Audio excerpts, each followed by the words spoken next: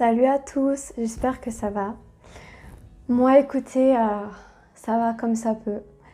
J'aimerais bien vous dire que ça va bien, que tout roule, mais en fait, c'est une partie de ma chaîne de dévoiler un petit peu ma vie de tous les jours, de vous faire part de ce que je peux ressentir.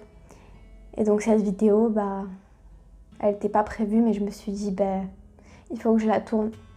Parce que c'est super important pour moi déjà d'en parler. Peut-être que c'est trop tôt, peut-être que je m'en rendrai compte plus tard que je l'ai fait trop tôt et qu'il fallait pas le faire.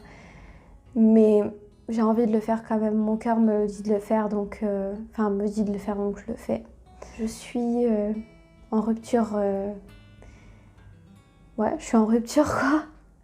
Il faut savoir que j'ai été avec quelqu'un pendant 2 ans et demi. On allait vers nos 3 ans. Et on s'est quitté la semaine dernière. Les raisons nous concernent, j'ai pas trop envie d'étaler nos vies privées. C'est pas de la tromperie, c'est pas...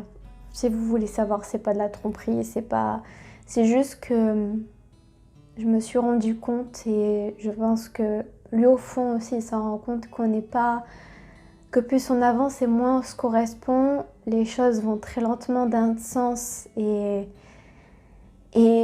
même dans la façon de voir les choses, on ne se correspond pas vraiment. Ça fait beaucoup de peine de dire ça parce qu'il faut savoir que c'est une personne qui compte beaucoup pour moi malgré que je lui parle plus. Du jour au lendemain comme ça, c'est assez brutal. Mais il y a un truc qui me fait encore plus mal dans tout ça, c'est que ça fait beaucoup de temps, ça fait énormément de temps que je me pose des questions, si je dois rester avec, si je dois ne pas rester avec. Et ça, c'est pas normal. Il faut savoir que quand on est en relation, quand on est bien avec une personne, on est censé ne pas se poser ne pas poser ce genre de questions. Désolée, je suis fatiguée. Je sors du travail, donc voilà, je suis fatiguée. En même temps, émotionnellement, c'est pas facile. Physiquement, ça va, je tiens le coup, mais c'est vrai que c'est pas facile une rupture et c'est de ça donc je voulais parler parce que c'est ma vraie première véritable rupture. Et ça fait mal, ça fait mal. Tous ceux qui ont vécu ça déjà, je comprends. C'est vraiment pas facile, on est complètement perdu. On a une personne qu'on voit assez souvent. Moi, pour ma part, c'est une personne que je voyais tous les week-ends.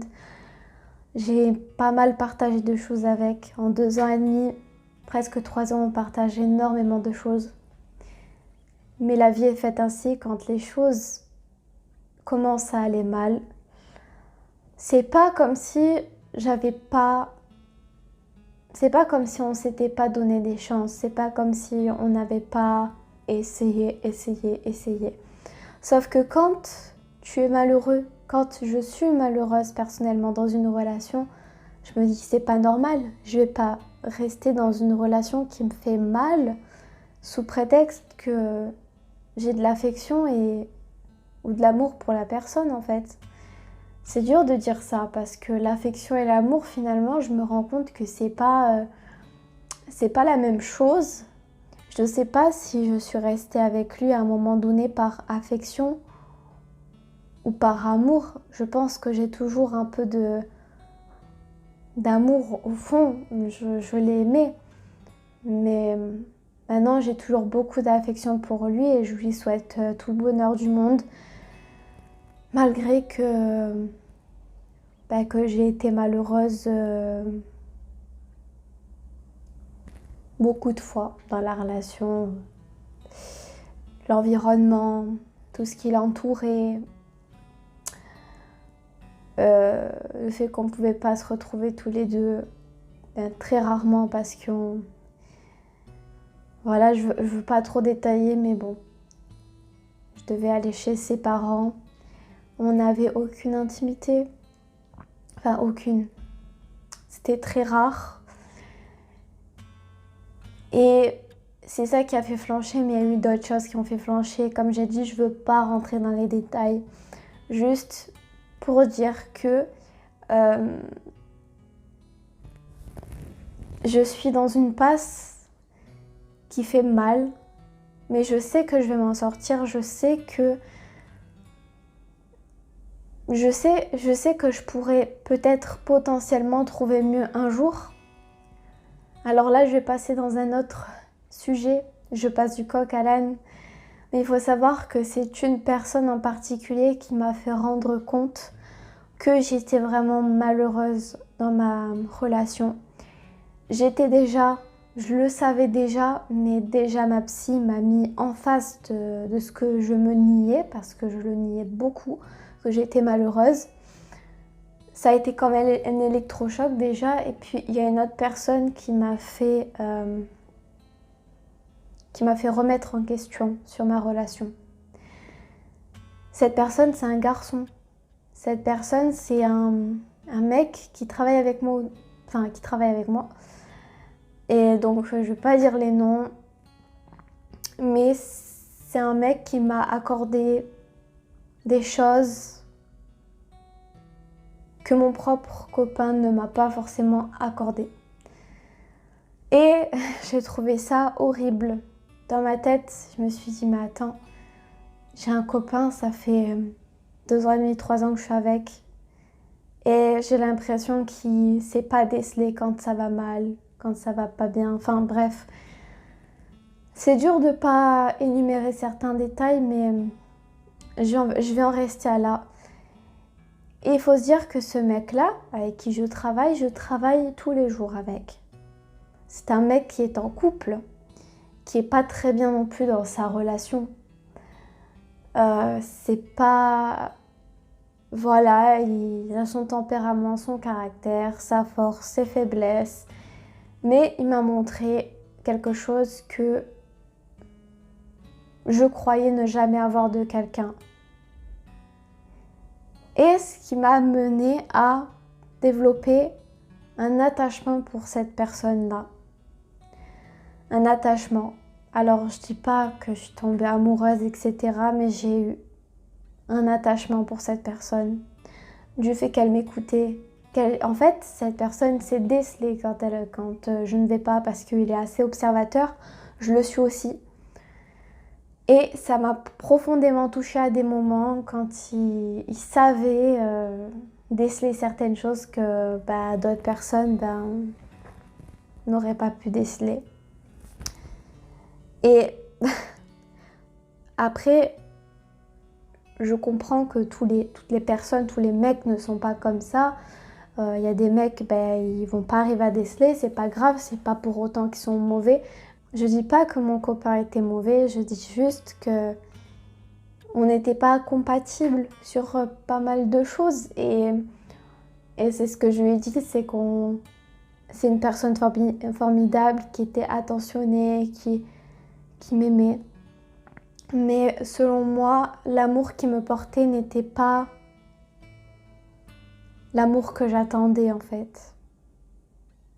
Pour moi, la communication, l'écoute, c'est super important dans un couple. Et cette vidéo pour dire aussi que si vous êtes dans une relation, vous vous posez tout le temps des questions, vous vous dites mais en fait dans votre tête vous êtes complètement perdu, vous ne savez pas où vous allez. Vous vous dites un jour oui, je suis amoureuse, je suis à fond, et puis le lendemain vous avez des doutes. Il faut commencer à se poser des questions au bout d'un moment. Moi, je me suis très souvent posé ces questions-là. Très très souvent. Et j'en ai souffert énormément. J'étais toute seule face à ça. Face à mes pensées.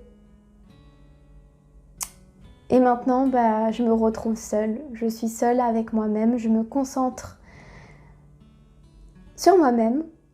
Mais ça serait facile si on pouvait s'arrêter qu'à ça. Ça serait très simple parce qu'il faut savoir que la personne qui travaille avec moi et qui m'écoute, c'est une personne attentionnée aussi. Comme je vous l'ai dit, elle est en couple, donc je respecte. Mais il ne me laisse pas indifférente. Donc quand je vais au travail et que je le vois, forcément, c'est un peu compliqué. Et aujourd'hui, je lui ai dit ça. J'ai eu le courage de lui dire, voilà, je ressens ci, je ressens ça. Après, il n'a pas eu forcément de réaction. Il m'a juste dit que c'était de sa nature de penser comme ça, d'être comme ça, parce que, en fait, il voudrait que les autres personnes soient comme ça avec lui, peut-être, si j'ai bien compris. Il attend que les autres personnes soient comme lui, donc il est comme ça, à l'écoute, attentionné. Et je me suis dit, c'est exactement pareil, je suis comme ça. Et dans ma tête, je me suis dit, mais c'est compliqué, parce qu'il faut savoir que je travaille avec lui. Il faut savoir que je veux pas que notre relation amicale, parce que hors travail, on est des personnes qui s'entendent bien, on est tous les services civiques, on s'entend super bien. Franchement, ça se passe bien, on travaille en équipe, on est tranquille, voilà. Donc on peut être amené à faire des sorties, etc. Et je dis pas forcément que j'ai envie de me remettre en couple ou quoi, mais je suis complètement déboussolée. Je vous avoue, je vous fais cette vidéo comme ça, mais en mode...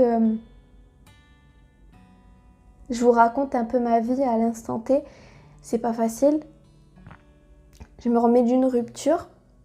Parce que faut savoir que dans un sens, je suis quand même malheureuse de plus avoir de contact avec mon ex. Ça fait bizarre de dire ça, mon ex, parce que c'était mon copain il y a une semaine. Donc forcément, ça fait très très bizarre. Et puis, t'as cette autre personne en même temps qui te chamboule ta vie, mais tu deviens folle parce que tu peux rien en tirer. Tu peux rien en tirer et finalement, t'es là, tu subis les conséquences. Tu subis, tout simplement.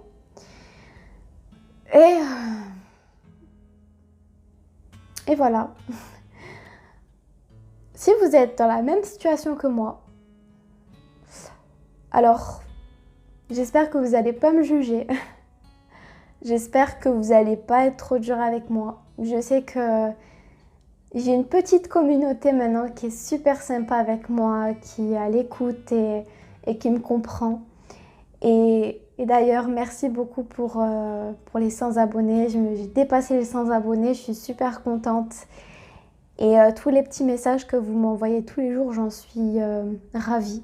Et qu'on partage, qu'on se fasse... qu'on échange, en fait. J'adore cet aspect humain. En fait, c'est ça que j'attends dans ma vie, c'est de l'humain. Voilà, si je puis dire ça comme ça. Donc voilà, c'était une courte vidéo selon moi parce qu'il faut savoir que je suis une pipelette, j'aime beaucoup parler. Mais pour moi, c'était une vidéo où j'avais besoin de me confier. J'avais besoin. C'est une vidéo où j'ai vraiment besoin de relâcher ma pression parce que j'en ai beaucoup. Et si vous vous retrouvez dans mon cas, ne désespérez pas, tout va bien se passer. En fait, les choses se règlent avec le temps. Je vois que j'évolue quand même. Je vois que dans ma vie, je fais les bons choix en ce moment. Je sais que les choix que je fais ne sont pas mauvais. Ils font mal. Parfois, c'est des choix qui font mal. Et j'ai remarqué que certaines personnes se conforment, restent dans des situations pour pas souffrir alors qu'elles souffrent déjà en long terme. Mais le fait de quitter une situation, ça les sort de leur zone de confort. Et c'est ça qui est dur. Moi, je me suis sortie de ma zone de confort et je vous avoue que c'est très dur, mais on s'en sort parce que finalement, on apprend à se connaître un peu plus, on apprend à être un peu plus libre, à se focaliser sur soi-même. Être célibataire, c'est cool finalement. Enfin, c'est cool. Je dis ça, je vais peut-être paraître hypocrite. Je suis complètement triste de ce qui se passe en ce moment. Mais c'est vrai que d'être célibataire, tu fais les choses que tu veux faire. T'as pas besoin de l'avis de quiconque. T'as pas les réflexions de quiconque. Tu mènes ta vie comme tu as envie de la mener en fait. Donc voilà. Donc j'espère que cette petite vidéo vous aura plu et je vous fais de gros bisous et je vous dis à très très bientôt pour une nouvelle vidéo. Ciao ciao!